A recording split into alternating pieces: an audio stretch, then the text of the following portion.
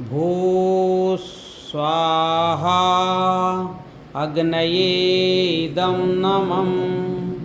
भुवः स्वाहा वायवे इदं नमः। स्वस्वाहा सूर्याय इदं नमः। भूर्भुवः स्वस्वाहा प्रजापतये इदं नमः। सोल एजुकेशन सेंटर के पहले प्रशिक्षण में आप सबका स्वागत है। और आप भारत के प्राचीन ज्ञान के आधार पर नवीनतम कृषि पद्धति को सीखने जा रहे हैं। कौन से आधार पर? भारत के प्राचीन ज्ञान के आधार पर। और ये ज्ञान जो है, ये पद्धति आपको सतयुग की खेती की ओर लेके जाएगी। त्रेता युग से पहले की जो खेती होती थी उस पद्धति, यानी जिसमें जुताई नहीं, निंदाई नहीं, गुड़ाई नहीं, ऐसी पद्धति की ओर लेके जाएगी। हमारे खेत की मिट्टी बिल्कुल मक्खन जैसी मुलायम हो जाएगी, जैसे जंगलों में होती है, और जंगलों से भी जो ज़्यादा एकदम मुलायम, और पूरे समय खुशबू आए। आपकी जो है मिट्टी बिल्कुल मक्खन रहे, पूरे समय खुशबू आए, खरपतवार ना उगे। कितनी बड़ी समस्या का हल होगा। कोई खाद नहीं डालना पड़े, बीमारी आए ही ना। यही होता था सतयुग की खेती में। यही है, किसान केवल बीज बोता था, फसल काटता था। तो हम जो है उस ओर लेके जा रहे हैं। समय के साथ साथ जो है संसाधन जुड़ते गए। त्रेता युग में राजा पृथु ने सबसे पहले हल चलाकर खेती की, ऐसा वर्णन आता है। खेती का संदर्भ पृथु से आया, इसलिए पृथ्वी कहा गया। ठीक है। फिर उसके बाद राजा जनक का वर्णन है कि वो हल चला रहे थे तो सीता माता वहां से आई थी। तो अभी जो है हम इस कंसेप्ट को हमको समझना है। अभी कहेंगे साहब आप तो तुरंत तत्काल की चीज़ें आप बता दीजिए, ये होना है। तो तत्काल की अगर उत्तर आप चाहेंगे तो जैसे केमिकल साइंस में उत्तर मिलता है, इल्ली आ गई तो ये जहर डाल दो, ठीक है। फंगस आया तो ये जहर डाल दो, पौधा नहीं बढ़ रहा है तो डीएपी डाल दो, ठीक है। और पौधा फूल नहीं आ रहा है तो ये अमीनो एसिड डाल दो। ये उत्तर आधुनिक जो है खेती के हैं, और इनसे रिजल्ट भी दिखा। फूल नहीं आ रहे हैं, लोगों ने डाला amino acid, gibberellic acid, cytokinin acid, humic acid, फूल आ गए। होता है, यही तो होता है ना आज की खेती में। पौधा बढ़ नहीं रहा है, डीएपी डालता है, पौधा बढ़ता है, क्योंकि डीएपी में जो फास्फोरस है वो तना बनाता है। अब पौधे को इससे जरूर मतलब नहीं है कि फास्फोरस केमिकल से आया, कि किसान ने अपने घर में बनाया, कि प्रकृति ने उसको दिया, वहाँ की मिट्टी ने उसको दिया फास्फोरस, कि किसान ने घर में बना के डाला, ठीक है, कि किसान ने फैक्ट्री से लाके डीएपी को घर में लिया और खेत में डाल दिया। तो टीसीबीटी के इस कृषि विज्ञान को पूरा समझ करके, और रितेश अग्रवाल जी ने ये पीडीएफ तैयार किया, एक बार जोरदार उनके लिए तालियां करते हैं। भारत माता की जय। जैविक किसान देश किसान, जैविक किसान देश किसान, प्राकृतिक खेती सुखी किसान, प्राकृतिक खेती सुखी किसान। बहुत बहुत धन्यवाद रितेश भाई कि आपने इतना अच्छा प्रेजेंटेशन ये तैयार किया। इन्होंने इसमें जो है पूरा सारी बातों को बहुत अच्छे से बता दिया है।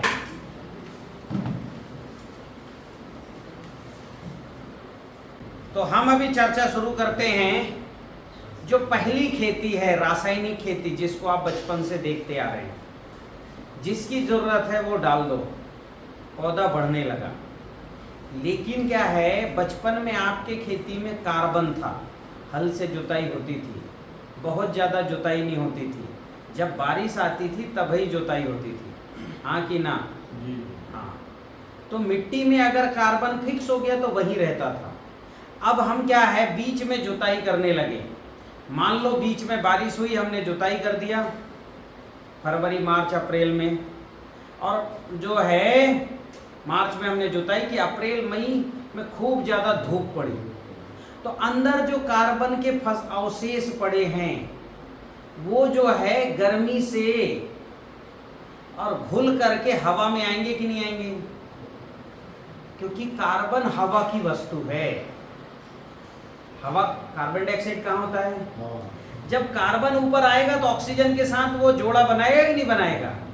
क्योंकि हवा में कोई स्वतंत्र नहीं रहता,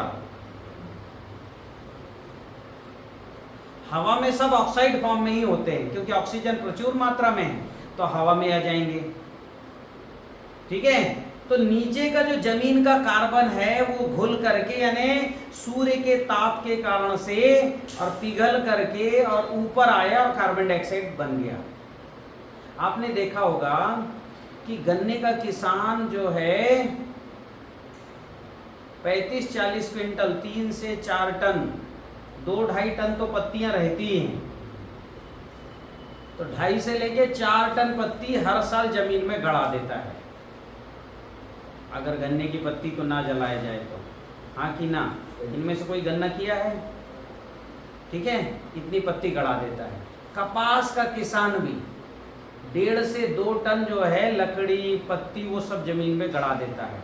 लेकिन 1 साल बाद जब जांच करवाता है वो मई जून में, जब सैंपल भेजता है तो उसके यहाँ कार्बन 0.3, 0.4 ऐसे ही आता है। कहाँ गया वो 1.5 से 2 टन कार्बन? अभी जो है 0.3 मतलब कार्बन की मात्रा वहां पर जो है 2 कुंटल 3 क्विंटल बची 1 एकड़ में। होने चाहिए 20 क्विंटल, 25 क्विंटल, 30 क्विंटल कार्बन जमीन में होना चाहिए। उतना कार्बन जमीन में किसान ने पिछले साल गाड़ा था, पर बचा इसलिए नहीं कि धूप आई, धूप से वो कार्बन पिघल गया और हवा में आ गया, कार्बन डाइऑक्साइड बन गया। उससे कितने नुकसान हुए? उससे जो है एक किसान का पर्सनल नुकसान क्या हुआ? कार्बन ही सबको पकड़ के रखता है। किसको पकड़ के रखता है? फास्फोरस को, पोटास को, जिंक को, आयरन को, कैल्शियम को, मैग्नीशियम को, ठीक है, कॉपर को पकड़ के रखता है सबको। ये कौन पकड़ के रखता है? अगर कार्बन नहीं रहा तो ये लीच हो जाएंगे, लीच यानी अंदर चले जाएंगे, बह जाएंगे। तो कार्बन नहीं रहा तो घर में फिर वो, जैसे घर में माताएं ना रहें, फिर वो घर सूना हो जाता है कि नहीं? भोजन नहीं मिलेगा सबको तो धीरे धीरे घर छोड़ के सब चले जाएंगे। फिर माताएं बहनें ना हो तो घर में सब कूड़ा कचरा सब इकट्ठा होने लग जाएगा, गंदगी आने लग जाएगी, है ना, मतलब मकड़ी जाले बनाने लग जाएंगे। तो कार्बन नहीं रहा तो माइक्रो न्यूट्रिएंट बह गए, नीचे चले गए। दूसरा क्या हुआ कि फंगस, वायरस कब्जा करने लग गए मिट्टी में, वो आने लग गए क्योंकि मिट्टी कॉम्पैक्ट हो गई। तो किसान का ये नुकसान। और नुकसान क्या है? कार्बन रहेगा तो क्या होगा? हवा से जो है हवा उसमें फंसेगी, इसमें मिट्टी में। मिट्टी में कम से कम 25% हवा होना आवश्यक है। कितना परसेंट? हवा। यानी इतना बड़ा ढेला अगर आप जो है सूखा ढेला डालते हैं पानी में तो 21 बूंद कम से कम निकलना चाहिए हवा। आप जाके देखिए, एक गिलास लीजिए कांच का, है ना, प्लास्टिक का भी ले सकते हो, उसमें जो है पानी भरिए और उसमें डालिए एक ढेला, 20-25 बूंद निकलना चाहिए हवा। अगर नहीं निकल रहा है हवा तो इसका मतलब है मिट्टी में हवा नहीं है। और हवा इस प्रकृति में सबका मुख्य भोजन है। दाल, चावल, रोटी, सब्जी और पानी हमारा मुख्य भोजन नहीं है। हम जो है दाल, चावल, रोटी, सब्जी 500-600 ग्राम खाते हैं पूरे 24 घंटे में, ठीक है, और पानी जो है 4-6 लीटर 8 लीटर पिएंगे ज़्यादा से ज़्यादा। लेकिन हवा हम जो है ये 150 से 200 लीटर रोज हम इंटेक करते हैं और 21 किलो हवा हमारे ब्लड में घुसना चाहिए, ऑक्सीजन शुद्ध। क्योंकि हवा में ऑक्सीजन कितना है हवा में 21% है, तो 21%, 21 किलो हवा खाने के लिए हमें इसका 5 गुना, यानी कितना हुआ 105 किलो। हाँ, तो हमें 150 से 200 लीटर हवा खाना पड़ेगा तब जाके, क्योंकि अब 21% हवा नहीं बचा, शहरों में बचा है 12% और गांव में 19% बचा है हवा, मतलब ऑक्सीजन में, ऑक्सीजन में, हवा में ऑक्सीजन इतना बचा है, वो 21 भी नहीं रहा, शहरों में 12। तो हमको जो हमारा मुख्य भोजन है हवा, वैसे पौधों का भी मुख्य भोजन, आपने देखा होगा जहाँ पौधे होते हैं वहाँ हवा लगता है, वो पौधे के तने मजबूत होते हैं। गेहूं धान लगाते हो, है अनुभव, है अनुभव, कितने लोगों का अनुभव है कि हवा लगता है वो पौधे मोटे होते हैं, है आपका भी? गार्डन में बाउंड्री वॉल रखते हैं, हाँ, उससे लगा के पेड़ लगाते हैं तो नहीं बढ़ता, दूर है तो बढ़ता है, हवा नहीं लगती। तो हवा मुख्य भोजन है, देख रहा है किसान, फिर भी हवा खाने की जगह खेत में नहीं छोड़ता, पूरे खेत में गेहूं बो देगा। अभी आधुनिक विज्ञान कहता है पट्टी छोड़ो, इसलिए छोड़वाता है। आपने देखा होगा यूनिवर्सिटियों में ऐसे जो है ऐसे ऐसे पट्टी बने रहते हैं, इधर गेहूं लगा होगा 5 फीट, फिर जो है 1.5 फीट की पट्टी, फिर 5 फीट गेहूं। देखा कि नहीं देखा यूनिवर्सिटियों के? अब आजकल किसान भी रखने लगे हैं। तो हवा मुख्य भोजन है, वो हम खिला नहीं रहे। तो अभी जो है अब आप हवा जो है पौधों के जड़ तक जाने दो, पौधे मोटे हो जाएंगे, और मिट्टी में हवा फंसा दो और मोटे हो जाएंगे, क्योंकि हवा को पौधा केवल पत्ती से नहीं खाता, जड़ से खाता है। पत्ती से तो खाता ही है, जड़ से भी खाता है। तो जड़ों में हवा डालो, फिर जड़ों में हवा रहेगा तो जो है एरोबिक माइक्रोब्स बढ़ेंगे, जीवाणु बढ़ेंगे, उनको जैसे हम सांस चाहिए ना वैसे उनको भी सांस लेना है। ये जो जीवाणु हैं, कार्बन उनका घर है। क्या है? हाँ, कार्बन जो होता है, चारकोल कार्बन उनका घर है। अगर जो है कार्बन नहीं होगा तो जीवाणु भी कम हो जाएंगे, कीटाणु बढ़ जाएंगे उसके जगह।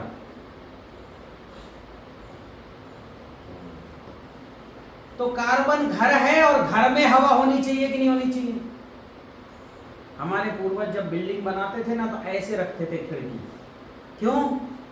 खिड़की देखने के लिए नहीं है, खिड़की हवा के लिए होता है।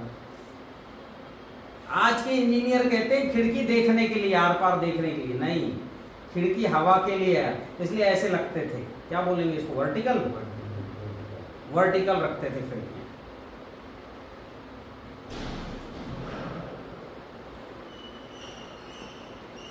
तो हवा मिट्टी में अगर है तो जीवाणु बढ़ेंगे, हवा मिट्टी में है तो वापसा बनेगा। वापसा जानते हो? आप में से कितने लोग वापसा शब्द पहली बार सुन रहे, बताओ जरा। वापसा, वापसा में वाष्प प्लस वायु। वाष्प में अपने आप क्या रहता है? पानी और हवा है तो 50-50% रहता ही है, और वायु हो गया जो है 50%, यानी 75% जो है हवा में पानी मिक्स होगा तब जड़ उसको खा पाता है। जड़ में इतनी बड़ी मुंह नहीं रहता कि वो पानी पिए। जैसे हम पानी पीते ना गट गट करके, पौधे पानी नहीं पी सकते, पौधे वापसा पीते हैं। तो वाष्प के साथ जो पानी अंदर आएगा उसको ग्रहण करते हैं। मेरी बात ध्यान में आई कि वापसा चाहिए। हाँ, अब अगर हवा नहीं रहेगा, क्योंकि हवा का रोल है 75% वापसा बनाने में, हवा ही नहीं रहेगा तो वापसा बनेगा क्या? पानी पड़ा रहेगा, कीचड़ मचता रहेगा, फंगस बढ़ेगा, पौधा ठीक से पानी नहीं पिएगा। एक पहले तो हवा खाना जरूरी, 75% हवा 25% पानी। तो दो मुख्य जो है nitrogen, phosphorus, potash, zinc, iron, ये तो 1% की कहानी है। ये है जो है हवा और पानी, दो मुख्य भोजन है। हमारा भी देखिए मुख्य भोजन क्या है? हवा। दिन भर में 150 किलो हवा खा रहे हैं और पानी पी रहे हैं 5 लीटर, 6 लीटर, 7 लीटर। तो वैसे हवा और पानी मुख्य भोजन है। तो अगर कार्बन नहीं रहा तो हवा भी कम और पानी भी कम। तो आप देखो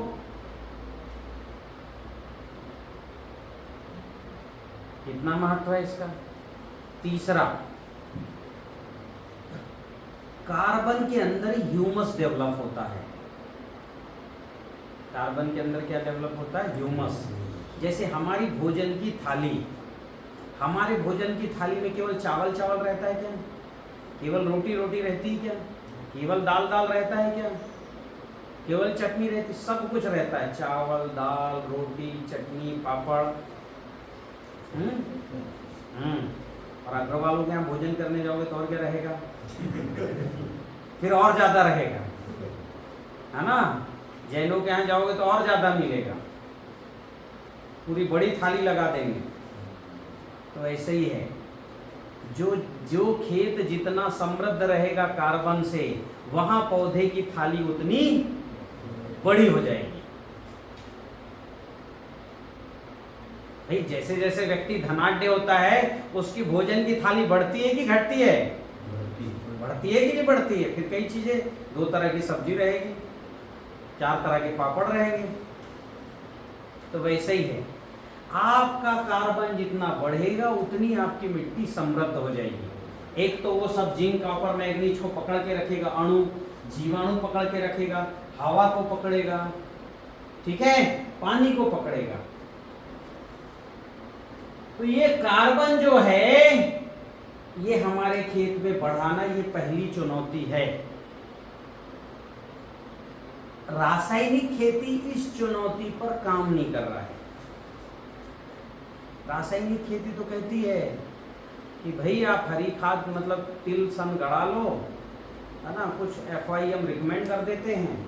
और FYM यानी कच्चा गोबर। मैं बताऊंगा उसकी कहानी भी कि कैसे वो खेती को बर्बाद किया कच्चे गोबर में। और रासायनिक खेती की शुरुआत ही होती यूरिया से। हालांकि रासायनिक खेती के जो अच्छे वैज्ञानिक हैं, वो बार बार जोर दिए कि कार्बन जमीन में बढ़ाओ, कंपोस्ट खाद डालो। और जिन लोगों ने कंपोस्ट खाद डाला, जिन रासायनिक किसानों ने कंपोस्ट खाद का ध्यान रखा, वो सब किसान आज भारत के बेस्ट किसानों की श्रेणी में आते हैं, उनने अवार्ड लिया है। लेकिन उनकी खेत में भी बीमारी फिर भी आया। अब इसका कार्बन बढ़ गया, इसका मतलब अब बीमारी नहीं आएगी, ये नहीं है। बीमारी का एक दूसरा संबंध है। लेकिन कार्बन बढ़ा लिए जिन रासायनिक किसानों ने, उनके प्रोडक्शन हाईएस्ट प्रोडक्शन है, वो अच्छे किसानों की श्रेणी में आए। वो बढ़िया जो है 28-30 क्विंटल गेहूं निकाले, 40 क्विंटल धान निकाले,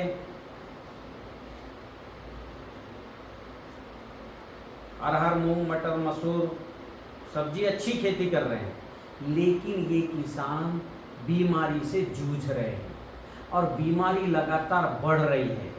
इन किसानों के यहाँ खरपतवार लगातार बढ़ रहा है।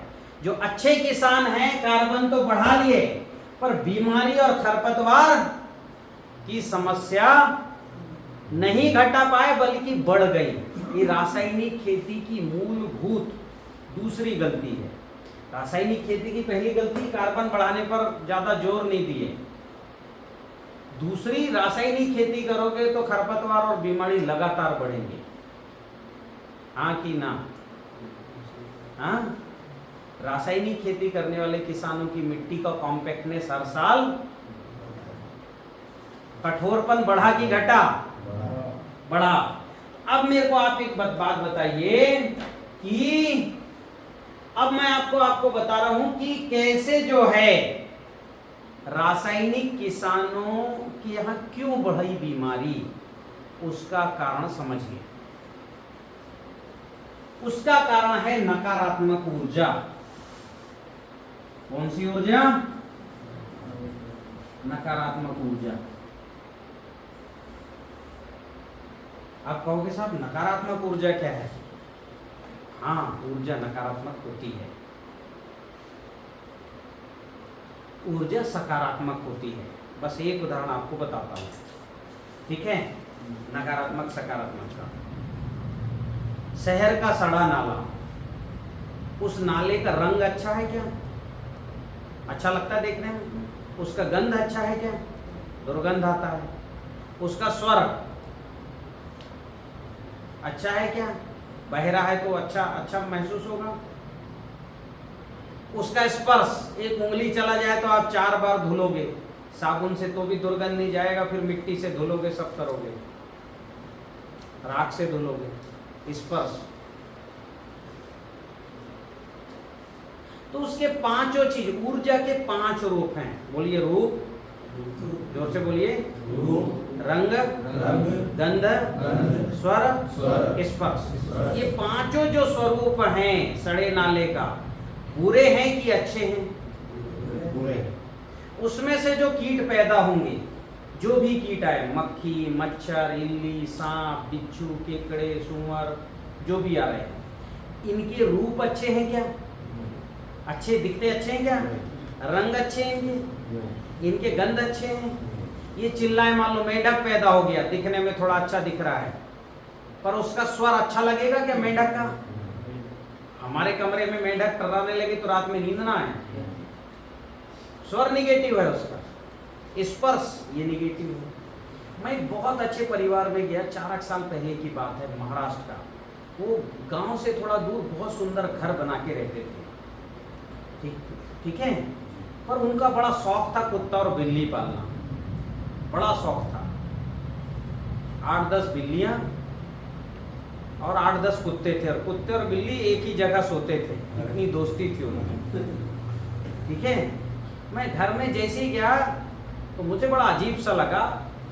अब क्या है, वो केमिकल से साफ सफाई करते थे तो दुर्गंध तो आई नहीं, लेकिन माला रखा उल्टा घूमा बहुत तेजी से। मैंने कहा आपके यहाँ तो पूरा वातावरण निगेटिव है, आप घर से बाहर इतने पेड़ पौधे हैं, और पेड़ पौधे भी कैसे, वो निगेटिव प्लांट्स लगाए थे। प्लांट्स भी निगेटिव होते हैं, जैसे मनी प्लांट वगैरह है ना, ये जितने भी, ये जो आजकल अशोक आता है ना, सीधा सीधा बढ़ता है, उसमें चिड़िया भी घोंसला नहीं बनाती, उसको पता है अशोक निगेटिव है। बहुत से ऐसे फॉरेन के प्लांट लगा रखे थे, बहुत ज़्यादा मच्छर था। वहाँ हमने देखा कि हमने उनसे पूछा, यहाँ नकारात्मक ऊर्जा है और यहाँ बिच्छू, केकड़े, सांप भी बहुत निकलते होंगे। मेरे मुख से ऐसे ही निकला सीधे। उन्होंने बोला हाँ, बहुत परेशान रहते सांपों से, तो हमारे घर के अंदर घुसने की कोशिश करती, इधर से आ जाते हैं। अब उनका ये मतलब था कि हम जंगल में रहते इसलिए सांप आते। मैंने कहा नहीं, आपके यहाँ सुगंध का वातावरण नहीं है, दुर्गंध का वातावरण, इसलिए सांप आते हैं।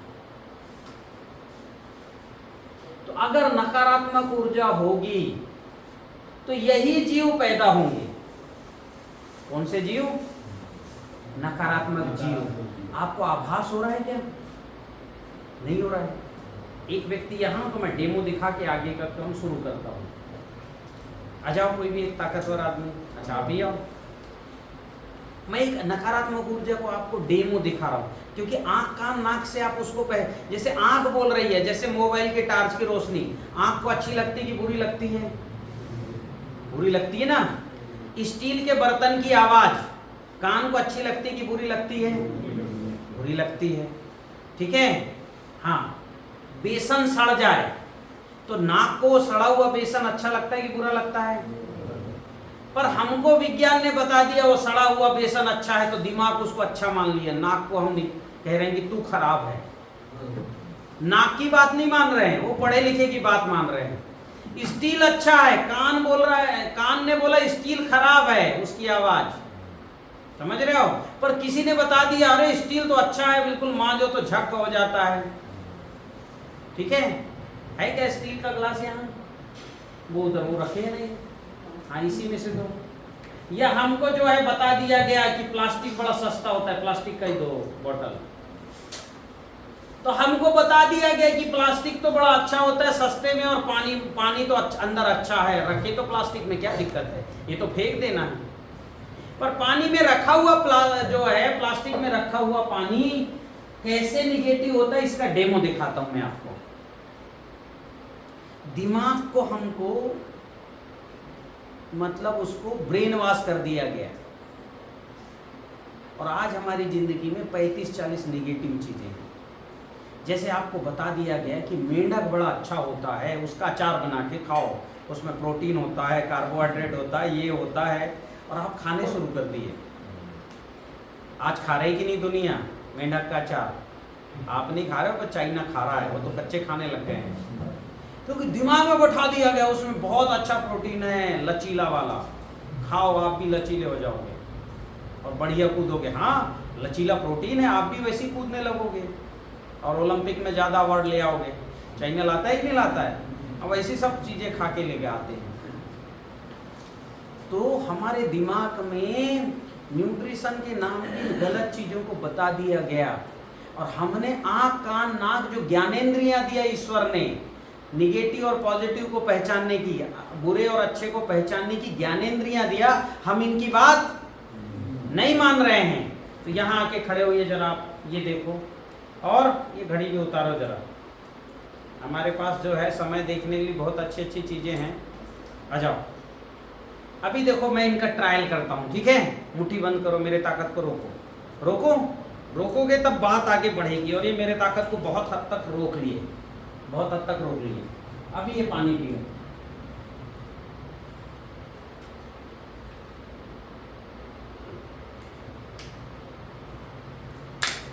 मुट्ठी बंद करो, मेरे ताकत को रोको, रोको, रोको, रोको। खत्म हुई कि नहीं ताकत? लगा तो रहे हो? लगा रहा हूँ पर वो रुक नहीं रहा है। एक और व्यक्ति आओ जो 100% स्टील बॉडी।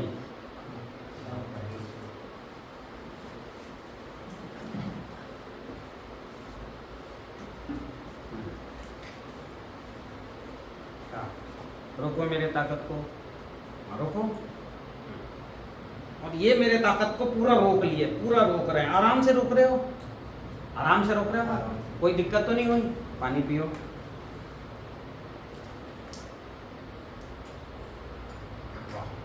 पूरी खत्म कर दिया इन्होंने, है ना? आगे के प्रोग्राम के लिए दूसरा पानी इसमें डलवाइए। हाँ, मुट्ठी बंद करो और बढ़िया पानी अच्छे से पिए, लेकिन सारी ताकत इनकी खत्म है। लगाओ भाई, लगाओ। हाँ कि ना? खत्म हो गई। पानी अच्छा है, पर प्लास्टिक में रख। अभी प्लास्टिक नेगेटिव होता है, ये पॉजिटिव नेगेटिव। पर हमारे दिमाग में बैठा दिया गया मिनरल वाटर प्लास्टिक में मिल रहा है, मतलब अच्छा है। बिठाया कि नहीं बिठाया? और नाम रख दिया मिनरल। अब बेचारा जो है, जैसे मैं चांदी के ग्लास को लेके जो है यात्रा करता हूं, मैं अगर इसमें पानी पीना भी पड़ा तो इससे निकाल के चांदी ग्लास में डाल के पीता हूं, ठीक है? हाँ, तो वो ताकत बढ़ा देती है। नहीं मिला तो हम पत्तों में पानी रख के पी रहे हैं, मतलब प्रयास कर रहे हैं जितना ज्यादा हो सके। अब बताओ, इतना हट्टा कट्टा आदमी की ताकत घट गई, इसके दिमाग को कुछ पता नहीं लगा। लगा क्या? नहीं लगा। और हमको पिलाया जा रहा है पिछले 8-10 सालों से। और ये अभी 1 घंटे बाद भी इनकी मैं एनर्जी नापूंगा ना, तो इनकी ताकत खत्म ही रहेगी। धीरे धीरे 1-1.5 घंटे 2 घंटे बाद इनकी जो मूल एनर्जी है, इनकी एनर्जी लगभग 1 लाख एनर्जी है। अभी इनके शरीर में ज़्यादा से ज़्यादा 2-3 हज़ार बचा होगा। हाँ कि ना? 98,000 एनर्जी खत्म है। तो अभी ऐसा ही जो है, बैठो, ये सब के नाम पर हमने हमारे जो है जीवन में नकारात्मक ऊर्जा प्रवेश कर गया और हम उसका उपयोग कर रहे हैं। अब जैसे इन्होंने मुझे माला पहनाया, ये जो है नेगेटिव होगा कि पॉजिटिव होगा? सुगंधिम पुष्टिवर्धनम, इसमें सुगंध है। इसकी सुगंध से ही मैं आपको लगातार जो है 2 घंटा 3 घंटा समझाते रहूंगा। तो जब सुगंध आप दे रहे हो तो मैं उतार के रखूं क्या? हैं? ये भोजन है, ताकत है मेरी। मैं अपनी ताकत क्यों, आपने इतना अच्छे से माला बनाया तो मैं क्यों उसको फेंक दूं भाई उधर टेबल में? तो मुझे पता है ये ताकतवर है, इसलिए पहन रहा हूं मैं। और आपको, और जैसे ही हमने कॉटन के कपड़े पहने, आपको बहुत अच्छा बता दिया ये कपड़ा बड़ा अच्छा है, उसको क्या बोलते हैं आजकल, वो गर्मी में पहनता है ना, राहुल गांधी पहनता है अंदर टी शर्ट के अंदर, क्या नाम है उसका, थर्मल जो है, थर्मल कपड़ा कहलाता है, ठंडी नहीं लगती। थर्मल वेयर थर्मल वेयर आता है, ठीक है, और घूम रहे पूरे ठंड में। तो भाई थर्मल वेयर पहनोगे तो स्वाभाविक अंदर कुछ जाएगा नहीं, मतलब ठंड बाहर की नहीं जाएगी। लेकिन मैं अगर बोल दूं कि भी बांस का कपड़ा पहनो, क्या बोल दूं? बांस का कपड़ा पहनो। बांस भी थर्मल वेयर है, वो अंदर ठंड को जाने नहीं देगी। और कितना हल्का होता है बांस का कपड़ा, बहुत हल्का होता है। मैं ठंड में बांस के ही कपड़े पहनता हूँ, क्योंकि कॉटन ठंड में ठंडा हो जाता है, हाँ कि ना? कॉटन ठंड में ठंडा होता है कि नहीं होता है? बांस का कपड़ा ठंडा नहीं होता। तो अब विषय ये है, हमारे पूर्वज इनको जानते थे। तो वापस मैं आता हूँ, 30-35 साल पहले हम कोई निगेटिव चीज यूज नहीं करते थे, आप 30-35 यूज कर रहे हैं। हमारे दिमाग को न्यूट्रिशन के नाम पर निगेटिव चीज दे दिया गया। वैसे ही ये नकारात्मक ऊर्जा हमने खेत में डाला, किस रूप में डाला? घूरे के गोबर खाद के नाम पर, ठीक है। ये कैलेंडर जो है, इसमें मैंने इसकी पूरी विस्तृत व्याख्या की है। ये देखो, हमारे पूर्वजों ने, भगवान कृष्ण ने हमें गोवर्धन खाद बनाने की टेक्निक सिखाई थी। जैसे मैं आपको सिखा रहा हूं ना, वैसे ही हमने गोवर्धन खाद बनाने के बजाय घूरे का खाद बनाना शुरू किया। FYM, समझ रहे हो? घूरा, कहीं उगरडा बोलते हैं महाराष्ट्र में, कहीं उधर मेंथा क्या कुछ बोलते हैं, ऐसे हरियाणा वगैरह में। आप देखिए, इसमें सुगंध आता है कि दुर्गंध? क्या आता है बताओ? तो ये जो है, इस सुगंध आता है कि दुर्गंध? इसका रूप अच्छा दिखता है क्या? रंग अच्छा दिखता है? रंग भी खराब खराब सा दिखता है ना, काला सफेद लाल मिक्स, ऐसा काला सफेद जैसा मिक्स। इसके अंदर जो जितनी भी जो है चीजें देखो, इसके अंदर फंगस होता है, वायरस होता है, रस चूसक कीट होते हैं। व्हाइट ग्रब देखे? व्हाइट ग्रब हुमनी क्या बोलते हो आप लोग, वो इसके अंदर होता है, जो जड़ को उतरता है। इसको खेत में डालो तो इसको खाने दीमक आती है, दीमक को खाने छिपकली सांप आती है, उसको खाने बिच्छू केकड़े आते हैं, इसको खाने लाल मुंडी का केचुआ आता है, उसको खाने मेंढक और सूअर आते हैं, है ना। मेंढक को खाने सांप आता है बड़ा वाला। तो ये जितने जीव हैं, इनके रूप रंग गंध स्वर स्पर्श अच्छे हैं कि बुरे हैं? बुरे हैं। ये खेत में जहां जाएगा वहां खरपतवार बढ़ाता है। कच्चा गोबर किसी ने डाला हो, FYM डाला हो, सूखा गोबर भी, पचा भी, खरपतवार बढ़े कि घटे? मुझे बताओ, है किसी का अनुभव? बढ़े हैं खरपतवार। और जहां आपने डाला है वहीं माहू मच्छर बढ़ा है कि नहीं बढ़ा है? बढ़ा है। तो चूंकि इसकी ऊर्जा निगेटिव है, इसलिए इससे जो जीव पैदा होंगे वो सब निगेटिव। और दूसरा आप देखिए इसका, ये तो मतलब बायोलॉजिकल नुकसान, केमिकल, बायोकेमिकल नुकसान क्या है? केमिकल। ये जितने जीव हैं, ये लचीले, चमकीले और आलसी हैं कि नहीं हैं? दीमक देखो लचीला है, चमकीला, आलसी है। मेंढक, छिपकली, सांप लचीले, चमकीले, आलसी हैं, और अंत में जहरीले, बिच्छू और सांप आ गया। तो ये जो है ऐसा फिनोमिना डेवलप करता है, हमारा पौधा भी लचीला होगा, चमकीला होगा। जहां लोग कच्चा गोबर डालते हैं ना, वहां पौधा खूब बढ़ता है, खूब ऐसा हवा में हिलता है, किसान बड़ा खुश होता है। किसान को ये नहीं पता, ये दिन में सोते ही रहता है, केवल आधा घंटा 1 घंटा सुबह काम करेगा प्रकाश संश्लेषण, आधा 1 घंटा शाम को। जब प्रकाश संश्लेषण ही वो करे, आधा करेगा 1-1 घंटा, खाना ही नहीं बनाएगा तो ग्लूकोज बनेगा क्या उसके स्टेम के अंदर?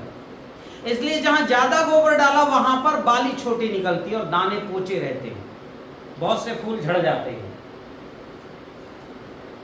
है ऐसा अनुभव? धान में बहुत देखना, जहां खूब गोबर डालता है किसान, वहां पर धान बहुत बढ़ता है पर बाली छोटी आती है, उपज कम आती है। ठीक है, मैं आपको बता रहा हूं, हमारी खेती 35 एकड़ थी। हमारे पिताजी के पिता पर दादा के पास कितनी? 35 एकड़। जमींदार थे हम अपने गांव के, पर धान की खेती थी हमारी, तो धान में 35 एकड़ में रोपाई नहीं कर सकता, कितना ही बड़ा परिवार है। हम बामुश्किल 17 एकड़ में अधिकतम, रोपाई कर पाते थे, 1.25 महीने लगते थे रोपाई में। और कुल उपज थी 6 कुंटल औसत। कितनी? 6 कुंटल। तो 17 गुणा 6 कर लो, कितना हो गया? हाँ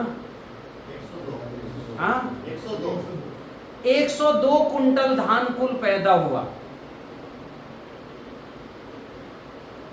और बड़े परिवारों में किसी न किसी की शादी होती रहती है।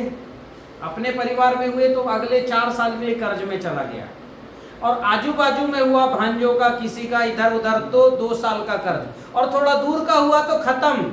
मतलब उसी अनाज को खाना है, उसी को बेचना है, उसी से कपड़े भी खरीदना, उसी से त्योहार। हमारा पूरा परिवार जो है बमुश्किल से चलता था।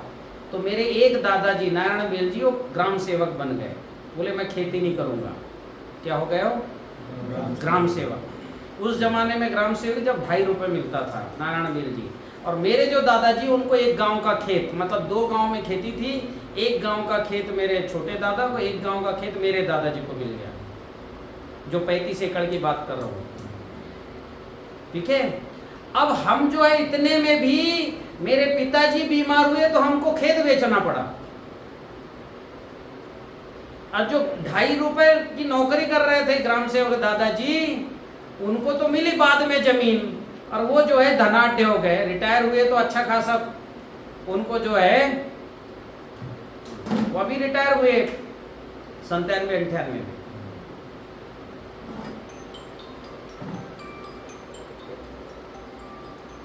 उन्हीं की प्रेरणा थी कि मेरे को लगता था बताओ ये जो है, और बचपन से था कि मुझे भी जो है ग्राम सेवक जैसे ही बनना है, कृषि विभाग में जाना है, और इसलिए इस तरफ जो है मेरा झुकाव हुआ। तो आगे मैं आपको बता रहा हूँ क्या कि मेरे परिवार में 100 से ज़्यादा गायें थी, 4 घोड़े थे। उन सब का गोबर रहता था ट्रालियों में भर भर के। उस समय तो गाड़ी बैल चलते थे, भर भर के। हाँ, 1 महीना तो हमारे यहाँ गोबर डालने का रिवाज रहता था। हमने इतना गोबर डाल के भी परंपरागत खेती में मात्र 6 कुंटल उपज निकाला। रासायनिक खेती आई तो हमारा उपज बढ़ के 18-20 क्विंटल हुआ, क्योंकि पौधे को कार्बन तो मिल गया लेकिन खुराक नहीं मिला। कार्बन यानी गोबर में इतना जिंक आयरन रहता है क्या? मैग्नीज रहता है, कॉपर रहता है, जो खुराक चाहिए वो नहीं मिला। और सबसे बड़ी बात, बीमारी बढ़ गई। आप धान का पौधा उखाड़िए, लाल जड़ मिलेगा, काला हो जाएगा, सड़ जाएगा जड़। उस तरफ किसी का ध्यान ही नहीं गया। तो एक तो क्या है, खुराक थोड़ा कम मिला, ऊपर से पूरी जड़ सड़ गई। जो लगा, ये बताओ, जिसके लिए कीचड़ मचाए, सब किए, खाद डाले, जैविक रासायनिक, जो भी रासायनिक तो बहुत कम बाद में डाला मेरे यहाँ। ठीक है। अब ये बताओ, जड़ सड़ गई तो खुराक मिलेगा क्या? तो उपज बढ़ेगी कि घटेगी?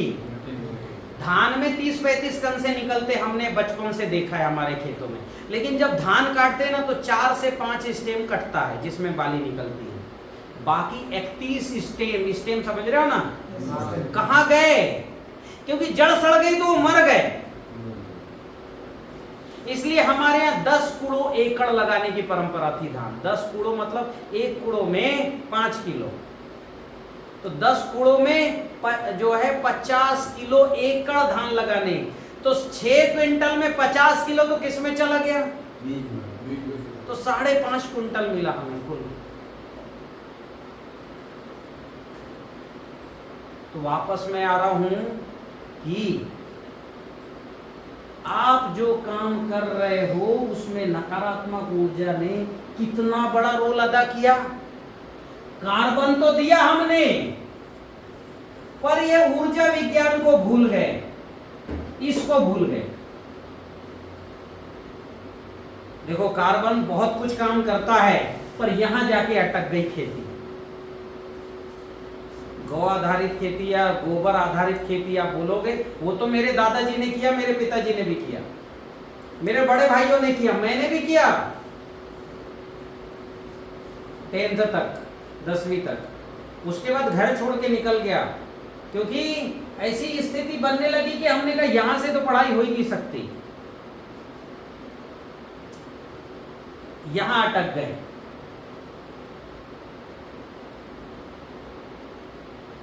इसको जाके हमने ठीक किया कि नकारात्मक ऊर्जा को कंडक्ट कैसे करना। तो वही व्यक्ति आप आ जाओ, उसको कैसे सुधारना वो मैं बताता हूं, ठीक है। अग्निहोत्र भस्म लाए हो क्या? हाँ, ले आओ। एक व्यक्ति और आओ, जो मैं डेमो दिखाता हूं। एक व्यक्ति और आओ, कोई इनके अलावा भी कोई और व्यक्ति आओ। आ जाओ, आ जाओ, आप आओ। देखो, मैं जो है 2 तरीके से नकारात्मक ऊर्जा को खत्म करूंगा, ठीक है। एक है परमानेंट सॉल्यूशन, ये क्या स्टील का है, उसका है, लोहे का है। मुट्ठी बंद करो, अब मेरे ताकत को रोको, रोको। अभी उतना अच्छे से रोक नहीं रहो, बैठो जरा। कोई और व्यक्ति आओ, आ जाओ। अरे आओ भाई, कोई भी आओ, आइए भाई, इतना लेट आ जाओ, जाओ। हाँ, ये आए, मजबूत लग रहे हैं, है ना, NSG कमांडो लग रहे हैं। आने दीजिए, आने दीजिए। वाह। तो मैं आपको जो है, ये लोहे का है कि प्लास्टिक, चांदी है, ठीक है। मुट्ठी बंद करो, रोको मेरे ताकत को, रोको, रोको। और ये मेरे ताकत को बहुत अच्छा नहीं रोक रहे क्योंकि मोजा पहने। मोजा उतारो जरा। अरे यहीं उतारो, उतने दूर क्यों जा रहे हो, फिर से पहनना है।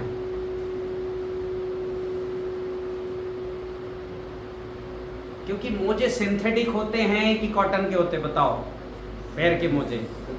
अभी देखो, ये अभी भी उतने अच्छे से नहीं रोक रहे। क्यों नहीं रोक रहे हो?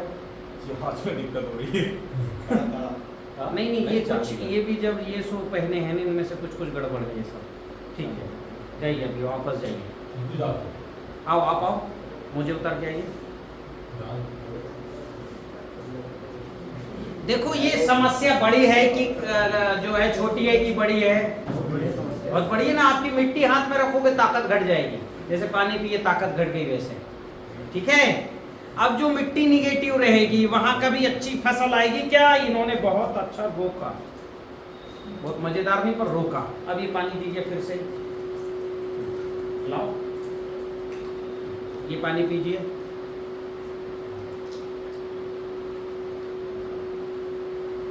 प्यास मत बुझाइए, अभी अच्छा पानी दे रहा हूँ, प्यास बुझाने।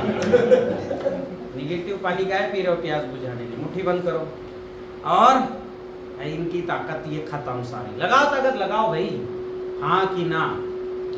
हो गई खत्म? तुम आओ भैया। इनकी अभी कितना देर पहले ताकत खत्म हुई थी? आधे घंटे तो हो गया होगा। लगाओ हाथ, ऐसा करो। हाँ, कोई भी हाथ कर लो, कोई भी हाथ करो, मुट्ठी बंद करो। और इनकी अभी भी ताकत नहीं बची है, इतना देर से ये ताकतहीन है ये आदमी। क्या नाम आपका? श्याम है? श्याम जी, कहाँ से हो? महाराष्ट्र। अब बताओ, ये बताओ, इनके दिमाग को कुछ पता नहीं लग रहा है, पर अनुभव से ताकत खत्म है। अब ये ताकत ऐसी, आपने कच्चा गोबर खेत में डाला तो मिट्टी की ताकत निगेटिव हो जाएगी, समझ रहे हो?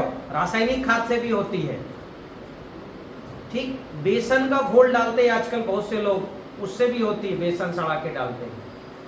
तो किसी भी कारण से निगेटिव, परमानेंट निगेटिव रहेगी, क्योंकि वहां जो है, जैसे ये जीव पैदा हुए, फंगस, वायरस, व्हाइट ग्रब, तो एक मिट्टी में रहेंगे कि नहीं रहेंगे, और मात्रा बढ़ाएंगे कि नहीं बढ़ाएंगे। अब इसको मैं पॉजिटिव कर रहा हूं, तो इनको मैं पॉजिटिव करता हूं। 2 बॉटल कहाँ है? ये बॉटल जो है, एक और बॉटल लगेगा, है ना, क्योंकि इस बॉटल को तो पॉजिटिव हम कर लेंगे। अब मेरे पास 2 उपाय है इसको पॉजिटिव करने का, एक है परमानेंट और एक है टेम्परेरी। कौन सा बताऊं? टेम्परेरी तो रोज रोज करना पड़ेगा, और परमानेंट जीवन में एक बार करना है। पहला कौन सा बताऊं? पहला परमानेंट बताऊं, ठीक है। अग्निहोत्र भस्म लाइए। ये अग्निहोत्र भस्म है, ये देखिए मेरे पास, ये कौन सा भस्म रखा है? हाँ, अग्निहोत्र भस्म। अग्निहोत्र क्या है, कैसे करना, अभी सीमा जी और ये सब बताएंगे मेरी ट्रेनिंग के बाद। मैं सीधे इसका डेमो दिखाता हूँ। ये भस्म को चुटकी में इसमें डालो, ऐसा अब ये भस्म डाला गया, भस्म के कई गुण हैं, ऑक्सीडाइज है, एक्टिवेटेड है, फिर वो दो ढक्कन तो इसका, और ये डाल करके हमने इसको हिला लिया। ठीक है, ये मिक्स हो गया कि नहीं हो गया?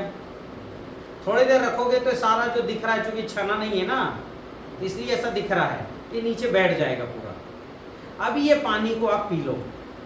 देखो अभी भी इनकी ताकत देख लो एक बार, मुट्ठी बंद करो, अभी भी इनकी ताकत खत्म है, कुछ नहीं है ताकत। पियो ये पानी, बस बस बस। इन्होंने अब प्यास बुझाई अच्छे से। ठीक है, अब देखते हैं इनकी ताकत कितनी है। लगाओ ताकत, लगाओ जितना जोर लगा सकते हो लगाओ। ये देखो ये बढ़ी कि नहीं बढ़ी ताकत? जितनी है उससे भी बढ़ गई। अब बताओ, समस्या बड़ी थी और समाधान कोई बड़ा है, और परमानेंट बढ़ गई इनकी ताकत। अब फिर से ना पिए ये प्लास्टिक में और स्टील में, समझ रहे हो? क्लियर, मान गए? हाँ, अभी दूसरा बॉटल लाओ। देखो इनकी ताकत भी घटी हुई थी, प्लास्टिक में पानी पिए थे। लगाओ ताकत, लगाओ, कुछ नहीं है ताकत। ये तो बिल्कुल जो है इसको बोलते लुस्सो होना, कुछ नहीं बचा, ताकत ही नहीं है इनकी इसमें। कि लगा नहीं रहे हो ताकत? पूरी लगा रहे हो ना? कहाँ से आए हो आप? मैं तो भोपाल से। भोपाल से। रहने वाले कहाँ के? सीधी के हो। तो ये सीधी के आदमी हैं, और जो है सारी ताकत खत्म हो गई। अब ये जो है इसको दोनों हाथ से पकड़िए और माथे से लगाइए। मैं माता गंगा से प्रार्थना कर रहा हूँ। ठीक है, जब बोलूँगा हे गंगे माँ तो ध्यान करना, जो भी गंगा माँ टीवी में देखो तो भी ध्यान कर लेना, चलेगा। गंगा माँ की वो उधर से वहाँ से गंगोत्री से निकल रही है। और जब बोलूँ मेरा शरीर, तो अपने शरीर का ध्यान करना। ठीक है, हाँ। फिर हे ईश्वर बोलूँगा तो ईश्वर का ध्यान करना। आज्ञा चक्र से लगाओ। अभी क्या है, कोई भी प्रार्थना मत्था टेक के करना है, तो अब इनको टिकवा नहीं रहा हूँ, पानी को मत्थे में हम ले गए। ठीक है, आराम से बोलो, हे गंगा माँ, यह जल मेरे शरीर के पोषण के लिए है, कृपया आप अपनी शक्ति प्रदान करें। हे ईश्वर, इस कार्य में मेरी मदद करें। अब ये पानी पी लीजिए।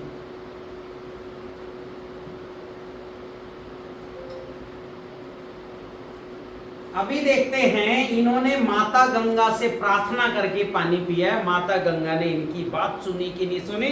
और बिल्कुल सुनी। जितनी ताकत इनकी पहले थी उससे बढ़ी हुई ताकत। हाँ कि ना? बढ़ गई ताकत। अभी कोई और जो है दूसरे उसका पानी पिए, ताकत घट जाएगा, और ये पानी वो पिए। है एक आध दूसरा बॉटल हो, आप बैठिए। देखो ये कौन सा बॉटल है? प्रार्थना किया हुआ। और ये कौन सा बॉटल है? ऊर्जा जल है। समझ रहे हो? ये ऊर्जा जल अगर आप पीते हैं तो 15 मिनट में गैस, कब्ज, एसिडिटी खत्म हो जाता है। 2-3 महीने पीते हैं तो सिर दर्द और जो है गठवा, साइटिका, ऐसी समस्याएं ठीक होती हैं। तो ये दोनों बॉटल यहाँ हैं। मैं फिर से नया बॉटल लेता हूँ। एक व्यक्ति और आओ। आ जाओ, आ जाओ, तुम आओ, आ जाओ। पीछे की लाइन में क्यों? अनुभव लेना है कि नहीं लेना है? तो इसमें अभी ना प्रार्थना हुआ है ना ऊर्जा जल है, दोनों नहीं है, है ना? कहाँ से आए हो आप? भोपाल से। मुट्ठी बंद करो, मेरे ताकत को रोको। इन्होंने मेरे ताकत को बहुत अच्छा से तो रोका नहीं, पर आपका हो गया क्या? आपका हो गया। हाँ तुम आओ, आ जाओ, जाओ, बैठो जरा।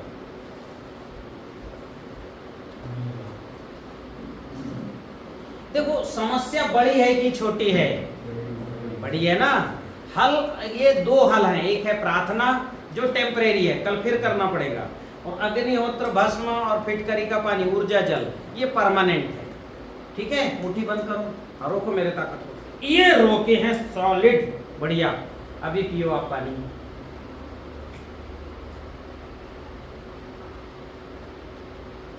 रख दो।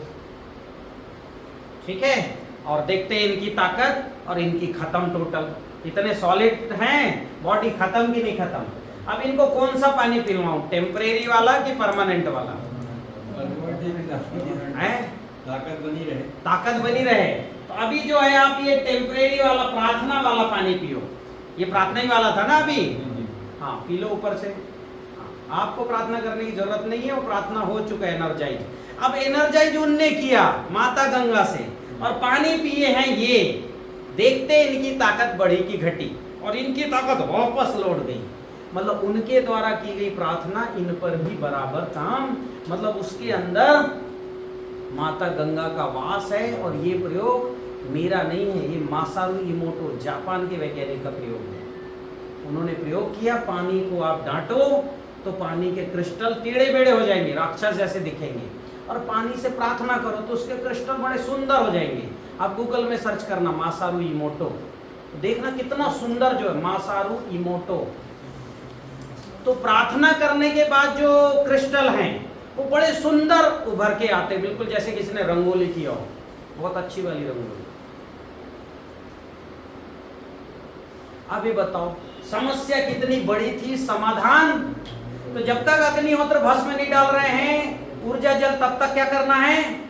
और कहीं से भी यहां से प्रार्थना करो आपका खेत ठीक हो जाए, उसका इमेज बनाना। जैसे ही उसका इमेज मस्तक में बनाओगे, जैसे ब्लूटूथ और वाईफाई कनेक्ट हो जाते हैं ना, अब वो जो है वीडियो जाते आते दिखता है क्या? दिखता है, पर पूरा वीडियो जाता है कि नहीं जाता है? ऐसा तो नहीं जाता कि केवल कपड़े कपड़े के शरीर गायब हो गया है, या जो है सब गया और आवाज नहीं आई। तो रूप रंग सब जाता है कि नहीं जाता है? दिखता है क्या आते जाते? वैसे ही जैसे आपने इमेज बनाए यहाँ अपने खेत का, आपकी प्रार्थना आपके खेत पे जाके ऊर्जा से भर देगा। सरल प्रयोग है कि नहीं है? समस्या का समाधान है कि नहीं है? सब मान गए? करोगे? पहला तो कार्बन बढ़ाने का काम करो, और दूसरा क्या काम करो? नकारात्मक ऊर्जा को खत्म करने का। तीसरी समस्या भी और है, और उस समस्या का नाम है कि आपके खेत में खरपतवार बढ़ रहे हैं। ये नकारात्मक ऊर्जा जो है खत्म किए, अब जो है वहां कीट नहीं बढ़ेंगे, वहां फंगस के बजाय अपना जीव पलेगा। जैसे दुर्गंध में दुर्गंध का जीव पलेगा, और सुगंध में सुगंध का जीव पलेगा। तो अब दुर्गंध खत्म हो गया, तो दुर्गंध के जीव धीरे धीरे डार्मेंसी में चले जाएंगे, और सुगंध बढ़ा दोगे तो धीरे धीरे अपने जीव आएंगे। तो सुगंध बढ़ाने का फार्मूला अब ये बताएंगे, जैव रसायन, भस्म रसायन, पंचगव्य, अन्नद्रव्य रसायन, छाद्रव्य रसायन, ये बताएंगे, जीवाणु जल। और रही से ही जो है नकारात्मक ऊर्जा से जो पैदा हुए हैं कीट, कौन से कीट? फंगस, वायरस, है ना, रसचूसा कीट, माहू, मच्छर, तेला, चेपा, हेलिकोअर्पा, मोटी मोटी, वो सब मार प्राकृतिक तरीके से मारने का उपाय अभी सीमा जी बताएंगी आपको कि प्राकृतिक तरीके से कैसे मारना। यानी मारने के लिए भी हमने कृत्रिम उपाय ले लिए। जैसे घर में चूहे ज्यादा हो गए तो 3 उपाय है मारने का, केमिकल जहर, जिंक फास्फाइड, या धतूरे का रस, आयुर्वेद जहर, और तीसरा है बिल्ली पालना। तो बिल्ली पालना प्राकृतिक उपाय हुआ कि नहीं हुआ? चूहे खाने के लिए बिल्ली ले आओ, बिल्ली को सिखाना पड़ेगा कैसे रात में जगना, कैसे झपट्टा मारना, सिखाना पड़ेगा क्या?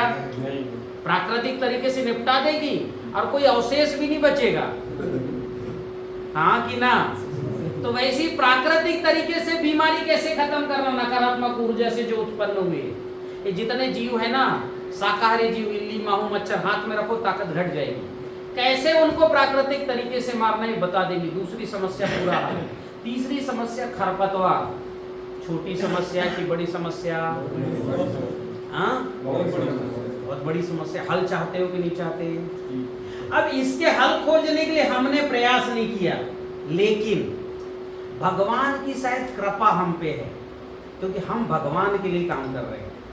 किसके लिए काम कर रहे हैं? भगवान। भगवान कौन है? देखो एक बार, ये मैंने लिखा भगवान, मैंने लिखा ना भगवान। भूमि से, भा से बना भूमि, गा से बना गगन, वा से बना वायु, आ से बना अग्नि, और ना से क्या बना? नीर। हम भगवान को शुद्ध सजीव करने के लिए काम कर रहे हैं, जिनने पूरी प्रकृति बनाई, हम तुम पेड़ पौधे सूर्य चंद्रमा को भी इनने बनाया कि नहीं बनाया, तो मैं इनके लिए काम कर रहा हूं। तो इनका कोई आशीर्वाद मुझे लग गया। हमने गोवर्धन खनिज खाद बनाया था बायो फर्टिलाइजर के लिए, और बहुत अच्छा बायो फर्टिलाइजर है हमारा। अणु भी है उसमें, nitrogen, phosphorus, potash, zinc, iron, calcium, magnesium, तमाम तरह के अणु हैं उसमें। जितना जांच कराओगे सारे अणु मिलेंगे, पूरे 108 जितना हमारे पूर्वज के, और जीवाणु भी हैं पूरे, क्योंकि हमने जीवाणु डाला। इसमें जीवाणु कितना है पता है? 113 गुणा 10 घाते 13 हैं। मतलब 113 के आगे कितने शून्य लगाओगे? हैं 1 2 3 4 5 6 7 8 9 10 11 12 13, इतने जीवाणु 1 ग्राम में।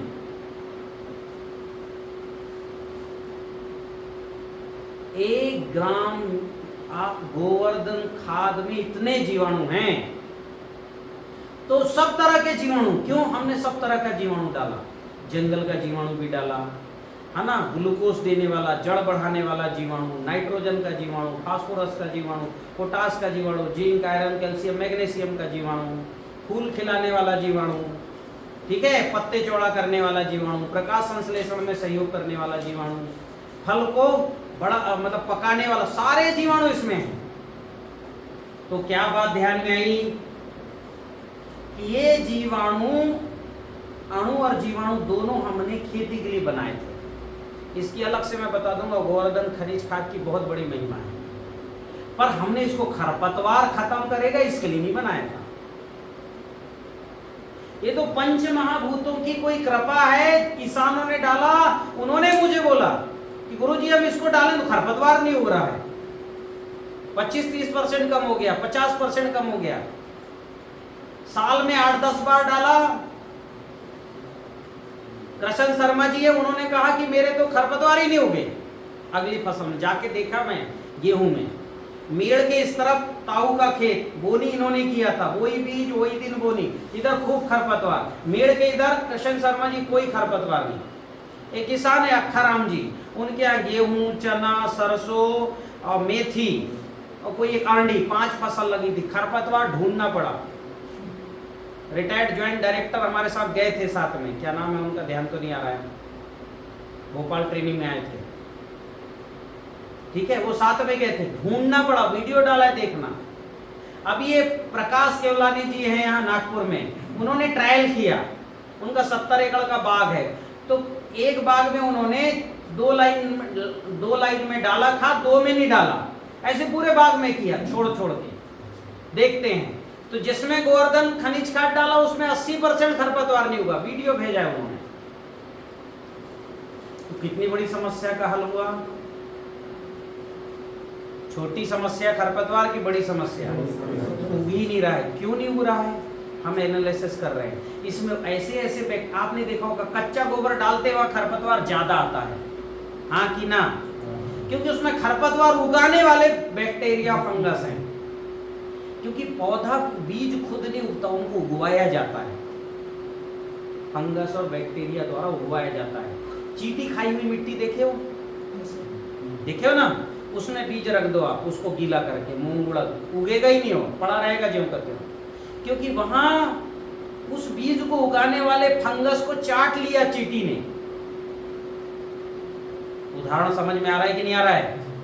इसलिए उसमें बीज नहीं उगेगा, क्योंकि बीज खुद नहीं उगता, उसको उगवाया जाता है।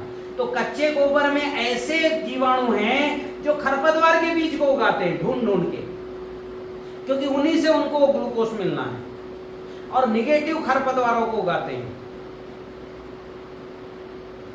और इसमें कौन से जीवाणु हैं? फसल उगाने वाले जीवाणु, फंगस को खाने वाले जीवाणु, ट्राइकोडर्मा के कई स्पीशीज इसके अंदर हैं। तो मेरी बात ध्यान में क्या आई कि ये हमारी खेती के फसल को उगाने वाले जीवाणु हैं, और नकारात्मक फंगस को खाने वाले जीवाणु हैं। तो सारे नकारात्मक फंगस को खा गए। तो एक तो जड़ सड़ाने वाले फंगस तो मरे, खरपतवार उगाने वाले फंगस भी डेड होने लग गए। फिर खेत की परिस्थिति ऐसे बनाई कि केवल अपना फसल उग रहा है। कितनी बड़ी समस्या का हल है। हाँ, हमें घर बैठे मिल गया, हम अच्छा काम कर रहे हैं इसलिए ईश्वर ने हमें दिया। डालो गोवर्धन खनिज खाद, आप डालोगे तो गौशालाओं को पैसा जाएगा, क्योंकि ये बनता कहाँ है, गौशालाओं में। ऐसे तो कभी गौशालाओं को दान कर नहीं रहे हो, आप कर रहे हो क्या जाके? अरे जब पैसा होगा तब कर दूंगा ना, फिर दो आने दो, फिर कर दूंगा, जीवन बीतना जा रहा है। अभी मजबूरी में करोगे दान, फिर खरीदोगे 550 का एक बैग है, एक बैग, तो उसका पैसा बन तो गौशाला में रहा है ना, जाएगा कि नहीं जाएगा? और ये खाद बना रहा है वही गांव का आदमी, तो उसको मजदूरी मिलेगी कि नहीं मिलेगी? डीएपी यूरिया डालते हो तो किसको मजदूरी मिलती है और प्रॉफिट किसको मिलता है? और खेती बर्बाद होती है। यहाँ खेती आबाद होगी, गौ माता आबाद होगी, और गांव के व्यक्ति को रोजगार मिलेगा, और आपका दान पुण्य भी हो जाएगा। एक पंथ चार काज, दो नहीं, कितने काज? हाँ, एक पंथ दो काज नहीं है अपने काम में, एक पंथ चार काज हो गए। अब चौथी समस्या मिट्टी का कड़ा होना, क्या होना? हाँ, वो मैं आपको बताता हूँ अगले एपिसोड में।